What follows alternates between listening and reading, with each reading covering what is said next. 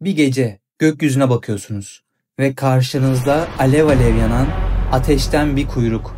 Bu ateş öyle sıradan değil. Hun İmparatoru Attila'nın seferlerinde de vardı. Cengiz Han'ın orduları batıya yürürken de. İngiltere'nin fethinde, Osmanlı kuşatmalarında hep oradaydı.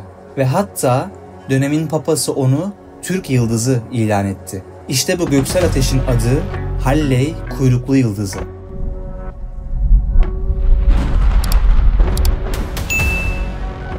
Halley, her 76 yılda bir gökyüzümüzde beliren kozmik bir yolcu. İlk kaydı M.Ö. 240 yılına ait. O zamanlar Çinli gökbilimciler onu fark ediyor ama ona henüz bir isim vermiyorlar.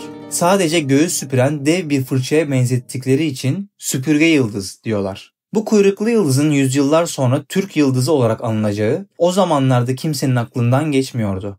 M.Ö. 87. Ermeni kralı Tigranes bir gece göğe baktı ve Halley'i gördü. Onun için bu savaş alametiydi. Roma'ya karşı sefere çıktı. Zaferden sonra kendi adına bastırdığı sikkelerde başına bir taç koydurdu. Ama sıradan bir taç değil. Tigranes için Halley, gökyüzünün tahtından kopup gelen ilahi bir taçtı. Milattan sonra 66. Roma ile Yahudiler arasında savaş başladı. Romalı komutan Titus Kudüs'ü kuşattı ve şehir taş üstünde taş kalmayacak şekilde yıkıldı. O yılları anlatan Yahudi tarihçi Josephus gördüklerini şöyle kaydetti. Kılıç şeklinde bir kuyruklu yıldız parladı. Lanetlenmiş kutsal şehrin üzerinde. Milattan sonra 374. Gökyüzünde Halley parlıyor. Hunlar Avrupa kıtasına ilk adımını atıyor. Bu adım kavimler göçünü başlatacak. 20 yıl içinde Roma ikiye bölünecek. Halley ise bütün bu çöküşün üzerinde göğü aydınlatan sessiz bir tanık. 451. Hun İmparatoru Attila Doğu Roma'yı çoktan dize getirmiş. Şimdi Batı Roma üzerine yürüyor. Ve o yıl tarihin en kanlı muharebelerinden biri patladı. Katalunum Savaşı.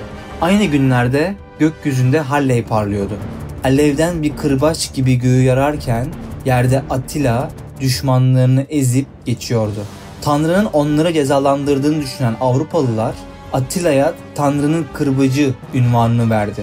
Kimi tarihçiler bu ünvanın Halley'in o dönemdeki görünüşünden beslendiğini söyler. Ocak 1066. İngiltere Kralı Edward öldü. Taht için Harold ve William ordularıyla karşı karşıya geldi. Savaştan hemen önce gökyüzünde Halley belirdi ve tahtı kazanan William bu göksel tanığı unutmadı. Fethini anlatan 70 metrelik boyoks halısına Halley'i işlettirdi. 1144. Türk komutan İmadettin Zengi Urfa kontluğunu ele geçirdi. Bu Müslümanların Haçlılara karşı ilk büyük zaferiydi. Batıda şok dalgaları yayıldı. 1145'te Papa 3. Eugenius öfkeyle 2. Haçlı seferini ilan etti. O günlerde gökyüzünde Halley parlıyordu. Papa halka şöyle seslendi. Bu yıldız Tanrı tarafından gönderildi. Zafer bizim olacak. Ama Halley o yıl başka bir tarafa gülümsüyordu. Ne de olsa bu yıldız Türk dostu olacaktı.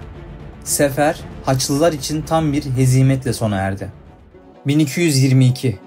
Cengiz Han fetihlerini doğudan batıya taşımaya hazırlanıyordu. O sırada Halley kuyruklu yıldızı gökyüzünde batıya doğru süzülüyordu.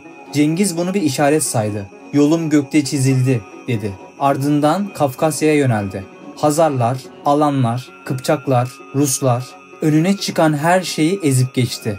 O dönemin kayıtlarında şu satırlar yer aldı. Gökyüzünde ateşli bir yıldız belirdi. Yeryüzü kana bulandı.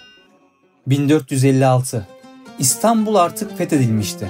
Fatih Sultan Mehmet gözünü Avrupa'ya çevirdi. Belgrad kuşatması sırasında gökyüzünde Halley belirdi. Bu görüntü batıda panik yarattı. Papa 3. Kaliktus Halley için şöyle dedi. Bu Türk ve Müslüman dostu zındık bir yıldızdır ve Halley'i aforoz etti. Kilise tarihinde ilk kez bir gök cismiyle manevi savaşa girişilmişti. O dönemde Hristiyan askerler için her öğle vakti dua edilmesi kararlaştırıldı. Bu gelenek Angelus duası olarak bilinir ve ilginçtir ki hala devam ediyor. 1682. 26 yaşındaki genç bir gökbilimci Edmund Halley, gökyüzünde parlayan kuyruklu yıldızın düzenli aralıklarla geri döndüğünü fark etti. Bu keşif tarihin en eski tanıklarından birine ölümsüzlük kazandırdı ve artık yüzyıllar boyunca Türklerin dostu olarak anılan bu yıldız onun adıyla anılacaktı. Halley kuyruklu yıldızı. 1835. Halley kuyruklu yıldızı gökyüzündeydi. O sırada Amerika'da bir çocuk doğdu. Samuel Clemens. Bugün onu Mark Twain olarak biliyoruz. Yıllar sonra Halley'in geri döneceğini öğrenince şöyle yazdı. Halley ile geldim. Onunla gitmezsem hayatımın en büyük hayal kırıklığı olur. Ve gerçekten de 1910'da Halley yeniden belirdiğinde Mark Twain hayata veda etti. Halley son kez 1986'da geçti. Bir sonraki buluşmamız 2061'de olacak. Sizce o gün geldiğinde hangi olaylara şahit olur? Biz Türkler yine hangi işlerin peşinde oluruz? Düşüncelerinizi yorumlara yazın. Gökyüzü bakanlara hep yeni sorular fısıldar. Ve biz orada keşfedilmeyi bekleyen gizemleri hayal ederiz. Çünkü insan alemde hayal ettiği müddetçe yaşar. Eğer bu yolculuğu beğendiyseniz videoyu beğenmeyi ve kanala abone olmayı unutmayın. Bir sonraki keşifte görüşmek üzere.